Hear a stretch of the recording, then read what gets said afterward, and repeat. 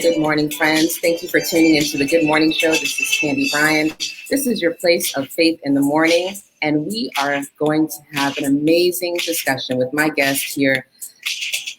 Randolph Bracy is Florida State Senator in the District 11, and he has taken time out of his morning to join me. But we're going to first take a listen to his podcast here.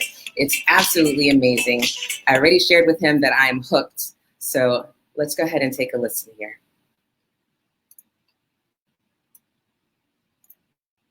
After the brutal bombing of NAACP pioneer Harry T. Moore on Christmas Day 1951 in Memphis, Florida, the national attention sparked the black movement in the 50s and 60s.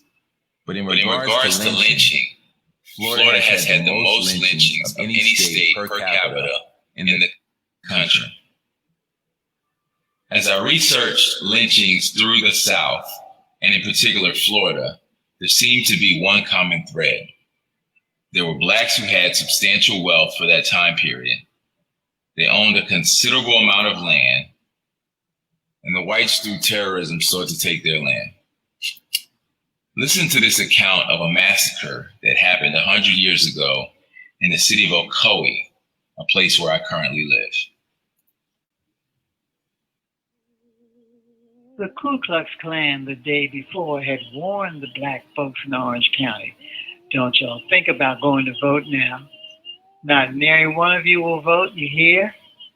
Don't stir up no trouble now, they'd say. But there were meetings going on in our neighborhoods quietly and fervently after prayer meetings and Sunday services where people were getting registered to vote. However, as I remember it on election day, just about any black person that went to vote that day was turned away.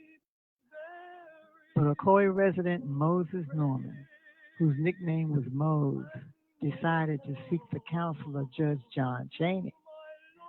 Mose Norman owned a lot of land, and people in our community listened to him. He and Julius Perry, who was known as July, were the main ones registering folk at church. He was operating independently as a go-between amongst the black workers and the white business folks in the area. Judge Chaney at the time was running the state senate. He convinced Mose and July to register all of us black folks and vote. Judge Chaney promised if he was elected, he would make things better for us. So when election day came, Chaney told Mose to collect all the names of the black folks who weren't allowed to vote, and all the names of the white poll workers who didn't let them vote. Chaney said, if you survive, a lawsuit could be filed if they violated anyone's voting right. With this plan in mind, Mose returned to the polls in Ocoee, insisting on being able to vote. Those white folks were so mad that Mose had the nerve to tell them he and his people had the right to vote. They mumbled and they grumbled. The Ku Klux Klan started rallying with their white sheets and sent out threats to us in the black community. Soon after, they got their guns and came charging through our neighborhood saying, these niggers need to be taught a lesson. And before you knew it, They had an armed mob looking for Mose and Ocoee in our part of town. They were. Good morning, Senator Randolph Bracy. Everyone, please welcome him to the show. Good morning, sir. How are you today? I'm excellent. Good morning, Candi. Thank you for having me. Thank you so much for taking time out of your morning to spend time with us. And really, we are so grateful for you pushing for legislation. We're grateful for you being the leader and leading the charge. And we want to get behind you. We want to be educated. We want to understand the things that we need to do as everyday citizens. The Good Morning Show family is here to support any of our guests that come on the show. So first, we want to say congratulations on getting your legislation passed. I want you guys to put your comments in, your hand claps. It is truly a step in the right direction. And I wanted to stop there because I do want to hear what kind of emotions you were feeling as you were taking the first steps to get this process started. So we'll dive into more of the story behind the Ocoee Massacre and the legislation that Senator Bracy has been pushing for and achieved. So would you introduce yourself to the audience this morning, sir? Sure. Thank you, Candi. I am State Senator Randolph Bracy. I represent District 11, which encompasses West Orange County, Orlando, Winter Garden, Ocoee, Apopka. And I've been doing this now for 8 years. I represented parts of this district in the House, and then in 2016 I ran for the Senate seat, and I'm still in my first term. But it has been quite the journey, and I've been honored and humbled to represent this district, and so I'm happy to be here and happy to represent. We're happy you're here. We're happy that you have taken this seat and that you are doing all of the great work that you're doing in the community. So as I was putting some questions together, I thought, I know that the Good Morning Show family, we are considered a place of faith in the morning, encouragement, hope. We wanted to have a morning talk show. And I say we because I feel like everyone who's watching is a part of the show and making this show great. And so we want to know more about you. And I thought about all the questions that I would ask. And I think part of understanding how to get involved in change and becoming a part of the process is learning who our senators are, our congressmen are. And but first we want to know, how did you get started and where did this love for politics come from?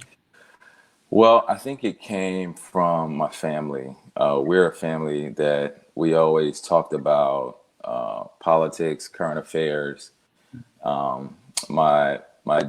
So I grew up in Philadelphia, and the first black mayor in the city of Philadelphia, went to our church, was the head of our deacon board. And so my mother was in his cabinet. We were always involved in politics and advocacy. And so I grew up around it. So even though I played sports and didn't really get to politics later in life, it was always around me. And so my first foray into getting involved was when my mother ran for a school board seat, probably over 20 years ago now. And she made me her campaign manager. Really didn't know much about what I was doing, but I just dived in and I loved it. And from there, I've been pretty active in the political scene here in Orange County. Just goes to show that what we do with our children when they're young, we plant those seeds, and those seeds, they sprout, they take root, and we're so grateful to your parents. Beautiful couple, by the way. You guys see here, they recently did an article or had an interview with the Orlando Sentinel, right? Yeah. I mean, my parents are trailblazers in their own right. My mother recently wrote a book about her experience integrating the public school system of Alachua County. It was a terrible experience, but she documents that in a book. And my dad was obviously a pastor here, or maybe not obvious to some people. He was the president of the NAACP here in Orange County for years. So they've definitely had an impact on me. So when you were ready to, I guess, really step out there from being just a campaign manager and walking in your parents' footsteps and in their shadow, so to speak, what made you finally say, yes, I'm going to run for this Senate seat? Well, I was at the time an administrator at a school, and I had a unique job in that I had to go in the community and find jobs for some of the students. It was a charter school, so it had a different model, but working with the business community and working with, my local community and bringing jobs into that community, I really felt a sense of purpose. And so many people were not pulling on me, not only the students, but then parents came to me. And so I felt as if I had this experience in working in government and politics more so. So I felt like if I ran for office, and by the way, there was an open seat right at the same time I was doing this work, and I just felt compelled to run. And I had all this campaign experience. And so I thought I could do more than just work with that small group of people. And I took that leap and haven't really looked back ever since. But it it does take some courage. It was a lot of trepidation at first, and so I commend people. I talked to a candidate who has gotten out there to run for a county commission seat, and he asked for advice, and I just it reminds me of when I first took that step, and so I applaud people that want to serve the public good. And so do we. I mean, I think as we're sitting here and I came across this story, and I came across it before I stumbled on your Facebook post about your legislation getting passed for the Ocoee Massacre. And I want to jump into that piece right now because I feel like you were so passionate about this, and we're all grateful for it. And hopefully I read something in the post that said there would be a push for reparations as well. Yeah. But can you explain to everyone what the legislation actually means for the city of Ocoee or the people of Ocoee? Well, I think it means something for the people of this state and really this country. I think it's setting a precedent to deal with racial violence of our past. And so it's going to be taught in schools statewide. They're going to be naming opportunities. So we're going to actually memorialize what happened 100 years ago. The state Secretary of State is directed to look for parks and other state facilities to name after victims of the massacre and Orange County Public Schools. So I think it does a lot, not just for the people of Ocoee, but for our state in general. What do you think what was the most, as you were digging in, did you already know about the story before you actually were fighting for legislation? Was this something that you had already learned about, or was this? Yeah, I moved to Ocoee, 2014, and I learned about it just by living here and talking to people, but it was kind of like a unkept secret, underground secret or whatever. And so the more I learned about it, the more the story fascinated me. You had a black man who had considerable wealth 100 years ago, and he was a community organizer, and with the threat of death and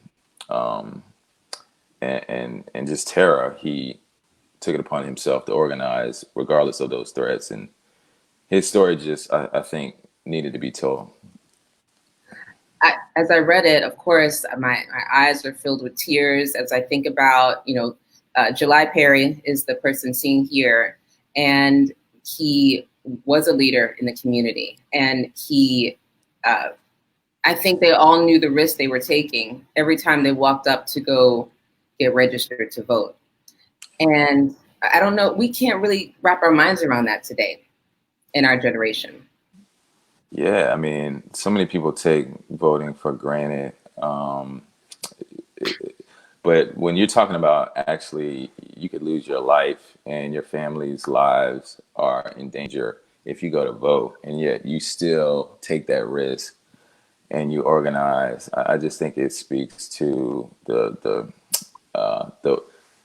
wanting the change so badly and the willingness to do whatever it takes. So I think it's so commendable to see folks like that, whose stories haven't even been told. I mean, again, this is the bloodiest day in American political history, happened right here in Central Florida. And not a whole lot of people know about it. They're starting to know about it, but so much history has happened right here in the state of Florida. Absolutely. Good morning, show family. I'd love for you to put your questions and comments on the screen for Senator Bracy to answer while we have him. Take advantage of this time because he's got a lot more work that he's doing. We'll talk about some of the future initiatives here shortly. So as we think about what is happening and how we're memorializing, we're teaching this in schools, something in the article about reparations for the descendants. How does that work and what will that look like? Well, I originally had $25 million for the descendants of the victims of the Ocoee Massacre. That was taken out, but it would be the way I had it written. It would have been $150,000 per descendant, and that's how it would go. And it was a starting point to negotiate. I mean, I think when you look at the generational trauma, the land theft that was supported by government, right. I think the number is actually should be a lot more. But being in the legislature for some time now, I realize the realities of the amounts, and I started at $25 million. So I thought that would be appropriate to start the conversation. So that was taken out, but because the legislature and the lawmakers were educated on this and it passed unanimously, I think there's now an opportunity to reintroduce the reparations proposal. I think there needed to be some education first. And so we got past that hurdle. And so I plan to go back and ask for reparations. I see that we have some teachers here and some members of the Good Morning Show family are on. Good morning to you all. Thank you all for tuning in. My guest today is Senator Randolph Bracy, and we're so grateful for his time. Denise says, I would love the curriculum for this history to teach in high school. So she's a high school teacher and she works with special needs students. Good morning, Denise. Thank you for your comment. Senator Bracy, did you come up against a lot of pushback when you were trying to get your legislation in front of people, get it passed? What does that process look like? Well, I started early. I engaged the Senate president who sets the agenda for the Senate. And I talked to him on numerous occasions during the summer about this story.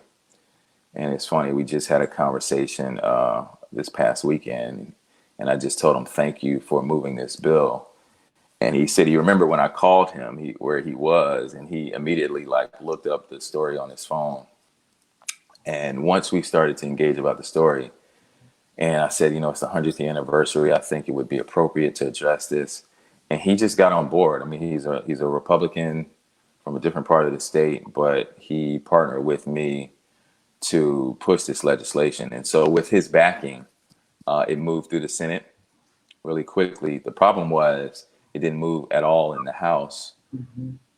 And so there had to be some negotiations in the last week of our legislative session to get the House to pass this bill, and we got it done. But it was quite a journey. But and the fact that the House never heard the bill, they heard a Holocaust education bill, but they didn't hear basically a Black history bill. It kind of just says something about how the process works in Tallahassee. But regardless of those obstacles, we still was able to move the bill. So, and even with that, there was some opposition in the House, but I got a House sponsor who was he was sponsoring the Holocaust bill, and we added it on to that bill. And so he pretty much took ownership of this bill once he learned about the July Perry story. And he, a Republican Jewish member, shut down any opposition. And so I say all that, I guess, to say it's important to get allies when you're trying to move substantive legislation. So we have some folks that are tuned in here, and I know everyone is thinking some of the same things I have started thinking. How do we get involved? This morning, my guest is Senator Randolph Bracy, and I would love for all of you to do a couple things as you're watching this broadcast this morning. This is the Good Morning Show. Some of you are new and tuning in. Thank you so much for tuning in. I would love for you to hit the share button. So we're going to take a quick pause for the pause and ask everyone to share this.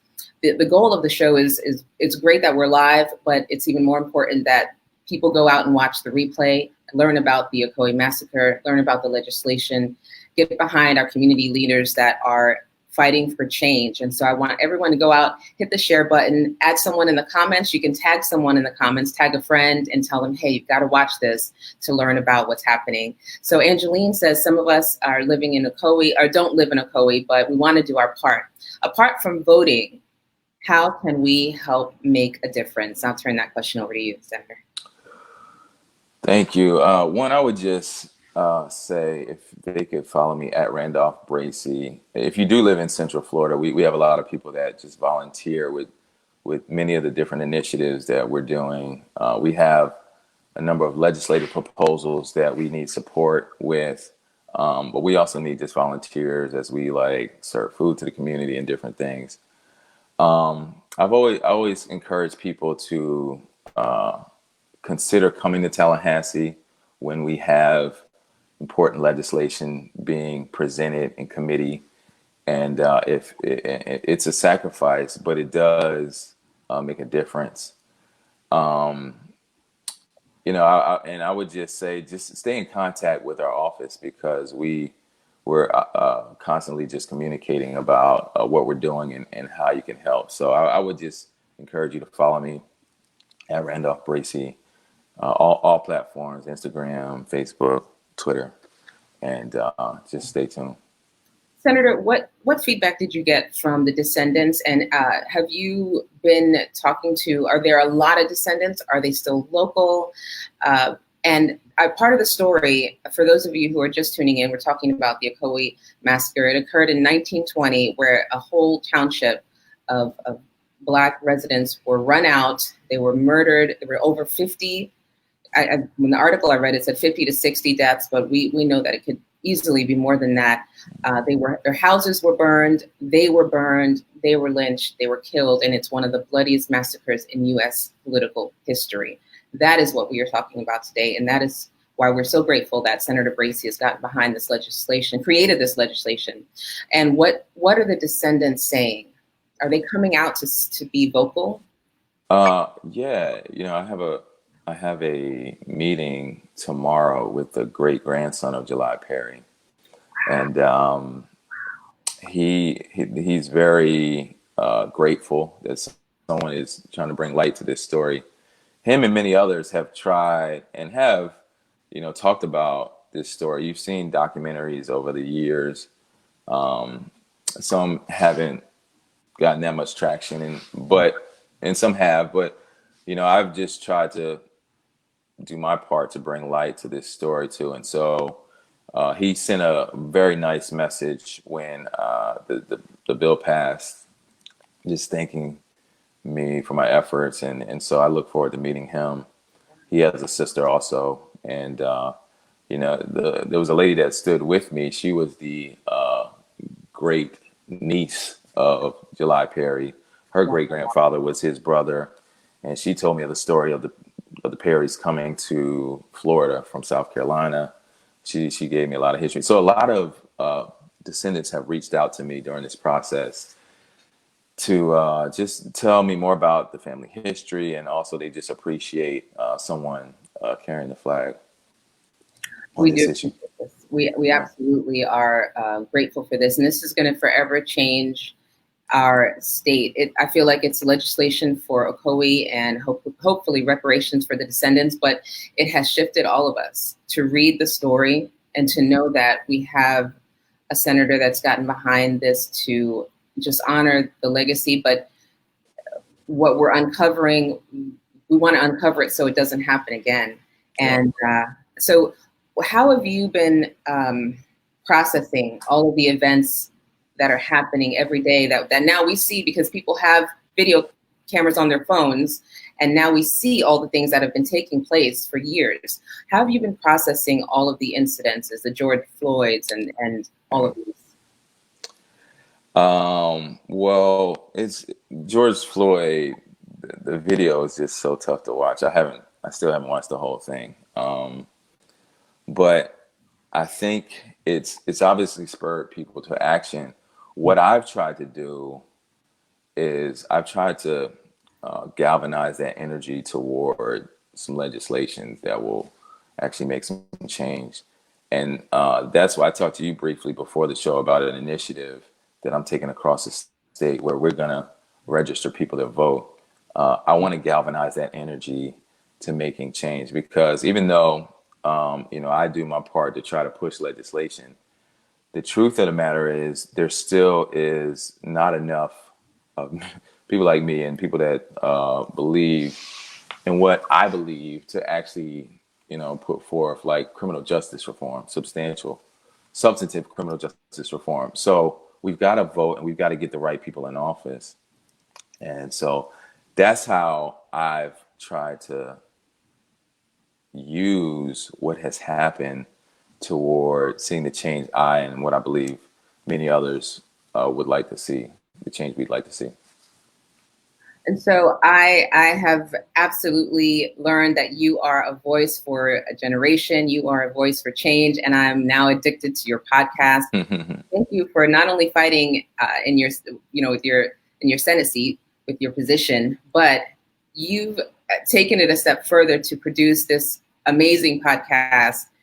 Part of what you all were watching as I shared the Facebook screen was a piece about the Ocoee Massacre that Senator Bracy has as a part of his podcast. The podcast is called The Culture. I would love for you guys to go follow it. So tell us a little bit about this. You were talking about reform, and of course, I'm binge watching your podcast now, Senator Bracy. And I stumbled on the next one, and it was about this, and I want to get it right, the felony murder rule. Yep. Would you please, I'm going to get really, I know we're all going to get fired up when we hear the background to this rule that we cannot believe is real. Would you kind of go into it a little bit, what this is about?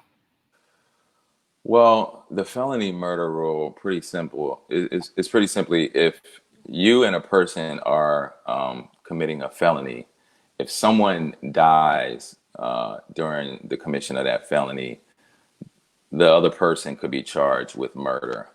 And we have so many people in our criminal justice system that are doing life sentences for a murder they never committed. You had a situation that a guy named Adnan Khan talked about, where there was two people going to commit a felony. One person decided to run away. The cops killed the other person, but the guy that ran away was charged with the murder that the police did. And he's got life in prison. I mean, you've got so many stories of people that have a murder charge that never committed murder. And so there's so many inconsistencies in our criminal justice system. That's really a very brief summation of the felony murder rule. But I would encourage people to just go on my podcast, or it's also on my Instagram, and just check it out to kind of dig a little bit deeper. But that's the crux of it.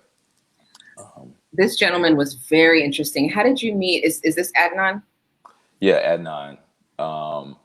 He's an activist, and he's been out and about, going around the country talking about this. Once he helped to get the felony murder rule amended in the state of California, and he was released. So the original charge he got, intent to rob, was worth like a 3-year sentence, but he got life because he was charged with murder. So once they amended the felony murder rule, he had already done 16 years and he was released. So something that's worth 3 years and you can do a lifetime of prison time, it just isn't fair, and it needs to be changed. And so ever since doing this podcast, following this legislation, I've received correspondence from people all over the state, more than any other piece of legislation I've filed, where Yeah. people are like, my brother, my son is Yeah. in prison because of this rule. They have not committed murder, but they got a life sentence. And so it's really emboldened me to keep going. And that's why I even did the podcast, to just bring more awareness about it. Yeah, I am with you all who are watching. I'm seeing comments. That's awful. I mean, words, you don't even have words to say. When I heard the beginning of the podcast starts out with Adnan saying that he did 16 years, but he did not murder anyone. And so that hooked me right away. And I was thinking, no. I mean, we know of people being falsely accused and doing jail time, but when the judge and jury know that you have not committed a murder, it's just insane. But this podcast is so well done. Great job, Senator Bracy. Congratulations on this as well.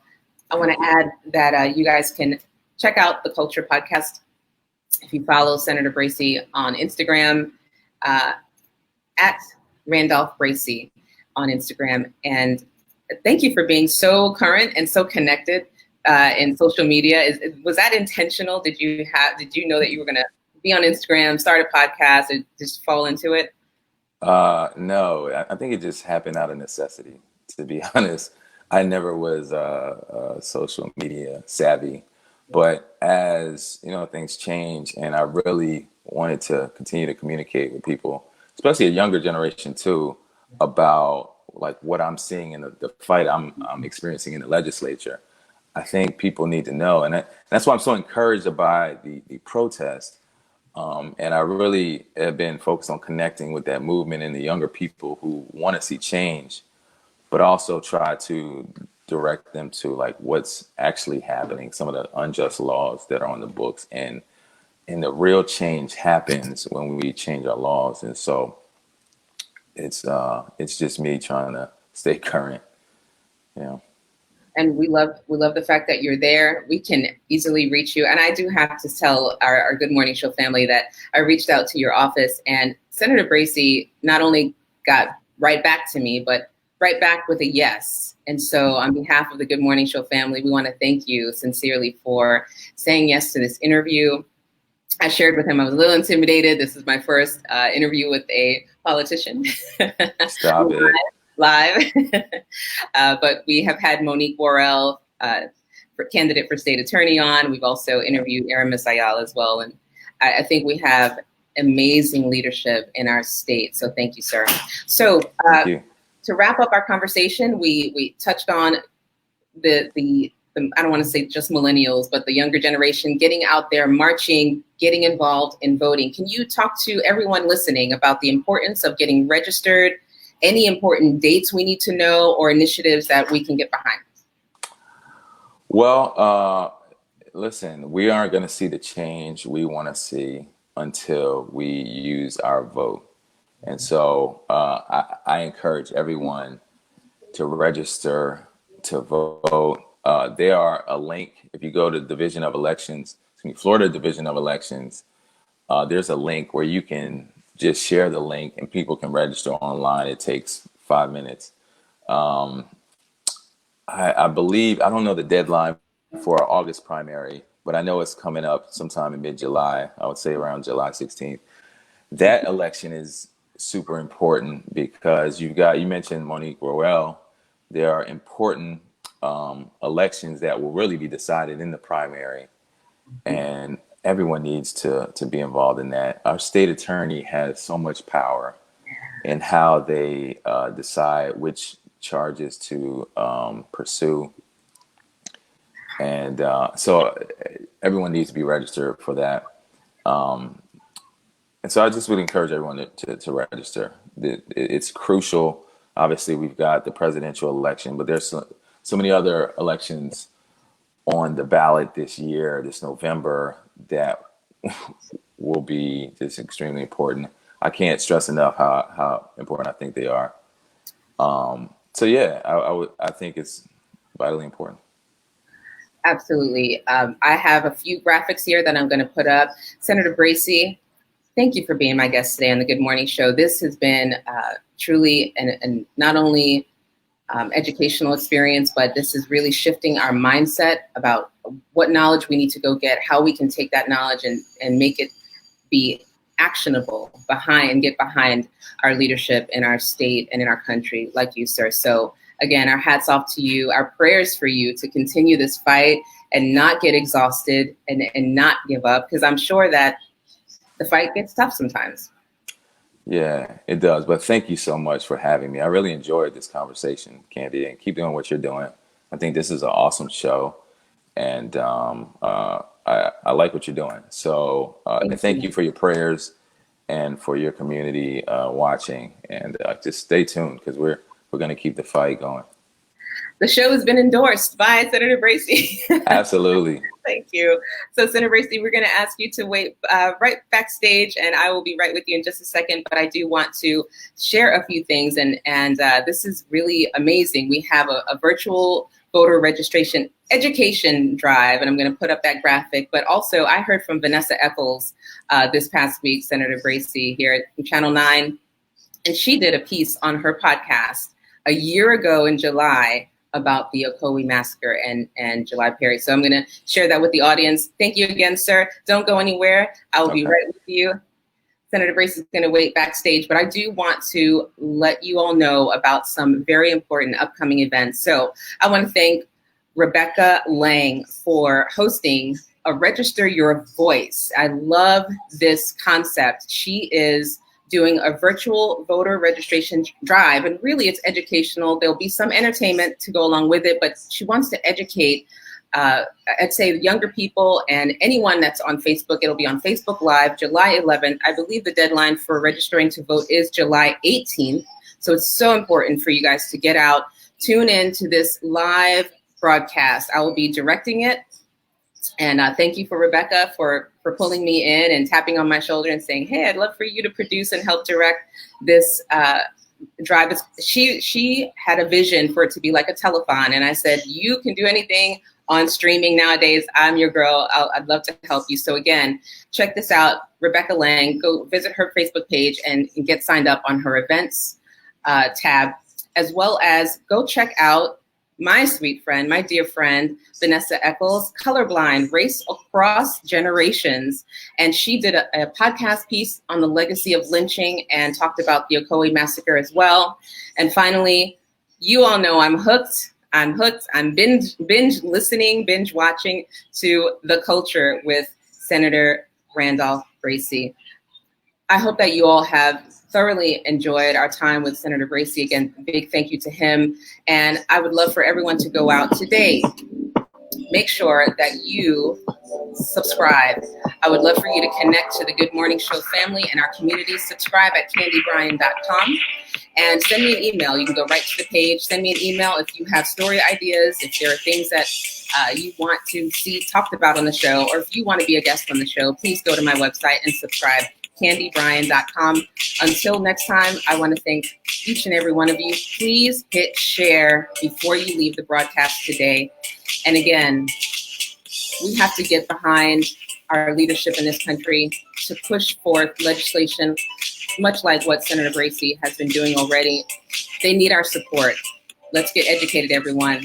Thank you so much for tuning into the Good Morning Show with Candi Bryan. It's your place of faith in the morning.